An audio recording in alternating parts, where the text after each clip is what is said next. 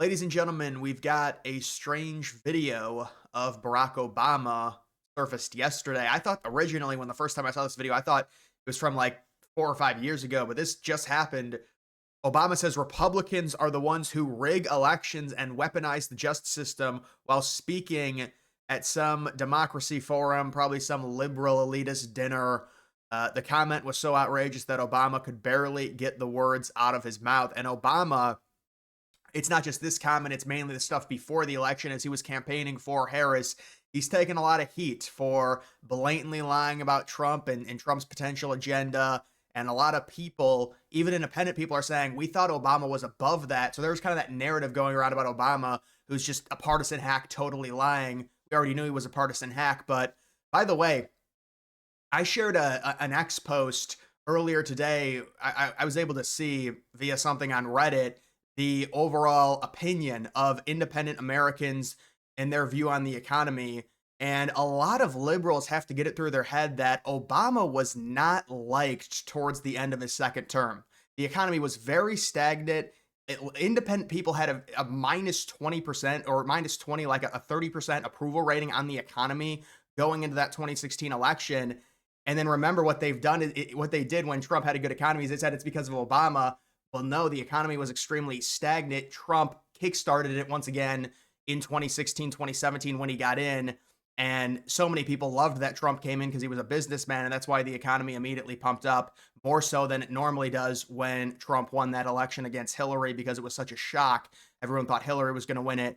But these rose glasses with Obama, like he's this liberal god. When you look at his second term and you look at his approval rating, it's not nearly as good as liberals like to insist it was. I think there was just a lot less. I mean, and don't get me wrong, there's a lot of Republicans that hated Obama, but there was a lot less, crazed reactions, whether it's from the right or from the left during Obama's presidency. And there was a lot less social media presence in general during that time. So I think everything's elevated.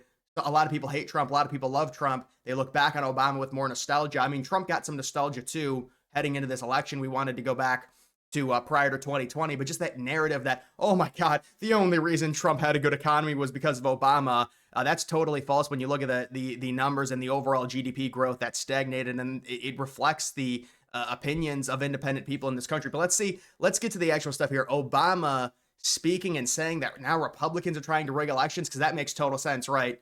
Republicans who want more transparency when it comes to not only the ID situation, but also the voting and the counting of the votes. They want more transparency, so that equals them. They're trying to rig elections. Wow. There are going to be times, potentially, when one side tries to stack the deck and lock in a permanent grip on power, either by actively suppressing votes or politicizing the armed forces or using the judiciary, the criminal justice system to go after opponents.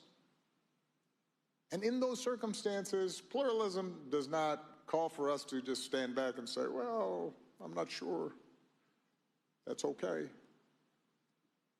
In those circumstances,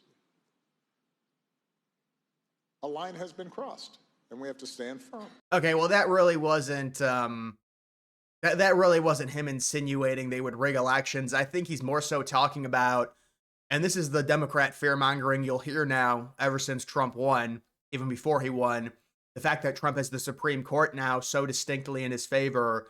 Trump's going to try and do something like abolish elections, things like that. So I think that's more so what Obama was saying. But yeah, I mean, to me, that's just standard liberal anger against Trump, and it's like Trump is the boogeyman. You've also got Walz making a rare statement after the election. Let's see what Walz has to say. I think we're going to have to understand what type of leadership do they want. We were pledging to be inclusive. We were pledging to bring people in. Donald Trump has said that isn't what he wants, and so if that's what America's leaning towards, I guess for me, it's to understand and learn more about America, because I thought that they were going to probably move towards a more positive message. So Walz kind of has the undertone there, like, oh, the country's racist. We didn't really realize it, but now I'm learning it. It kind of sounds like that's what Walz was insinuating. He didn't want to say it exactly there, but oh, they're not inclusive. We were going for I mean, that's part of the issue is you wanted all the illegals into the country. There's being inclusive, and a lot of Americans didn't want that. And so, that's Walz just coping with the election loss. You've also got Eric Adams saying, or I guess they asked him, would you rejoin the Republican Party? He was a Republican for 4 years. I think Eric Adams he's an opportunist. He sees who's in power now. I mean, Eric Adams is more, at least in liberal terms, more of a hard ass on crime. That doesn't make him a Republican. And you're seeing a few different people who are prominent liberals starting to kind of come around and but to me, it doesn't really make.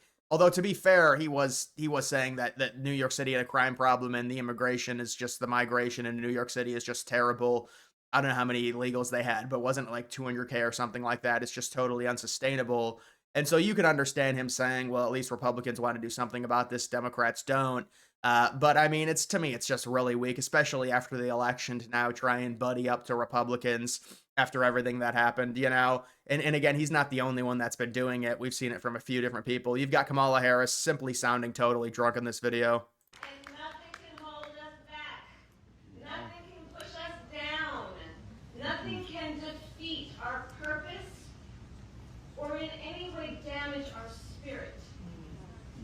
We are stronger than that. And so we cannot let any moment in any way dissuade us or distract us from our strength and the good we can do. Nothing can blind us to the blessings we have and have yet to create. That's right. And so that is Yes. a reminder to What was that word that they said? Like, I don't even know. you are proud. All right, well, that's that. There's some funny things that have come out about Kamala and the Democrats during the entire process of them trying to force Biden out. From what I've heard, and other people have said this as well, they really did not want Kamala Harris to be the candidate that was picked. The only reason Kamala Harris was the candidate, and this kind of goes to the whole idea of Kamala running in 2028 and why it's just not going to happen. The only reason she was picked was because Biden immediately endorsed her, and it was a strange situation and how that was done anyways, because Biden drops out via a letter, and then 15 minutes after that immediately endorses Harris, when a lot of the top Democrats, it's been reported, they thought that Biden wasn't going to endorse anyone.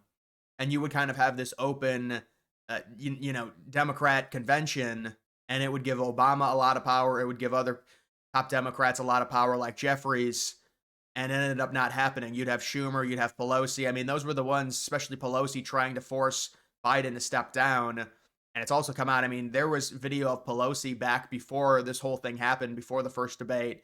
Remember, they were hell-bent on Biden being the candidate. And I know people, they're like, no, that's not a thing. But I really think it is. I think they were trying to run Biden again because they knew Biden was a better option than Harris. And for whatever reason, that first debate with Biden, I mean, that is basically what Biden is at this point. I mean, he's a total shell. He can barely talk. But for whatever reason, that debate, he was even worse, to where it was like so bad. I mean, he was always so unimpressive, and it was getting worse and worse and worse. And that's why Republicans were talking about it.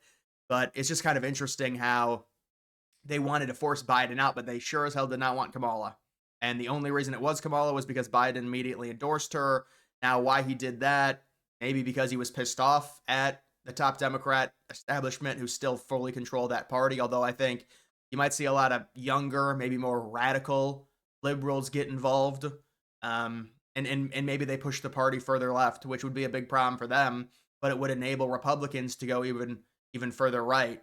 So I guess we'll have to see what happens, but the entire situation with Kamala, I mean, she might run for governor in 2026, but she sure is not running in 2028 for president. If she does, she would get trounced. They would never pick her. And this is something to remember. The establishment chooses the candidate for the Democrats. It's not they go through the primary process and they vote, but it's the establishment that picks the candidate. So they'll choose whoever it ends up being. But with this catastrophic loss to Trump, I do think the further left people are going to be more brazen in terms of their attacks against the establishment and trying to push up potentially a more populist outsider, someone, their own version of Trump, if you will, something like that, I'd say. But either way, guys, that is going to do it for this video. Make sure you follow me on X. Link to that's always in the description.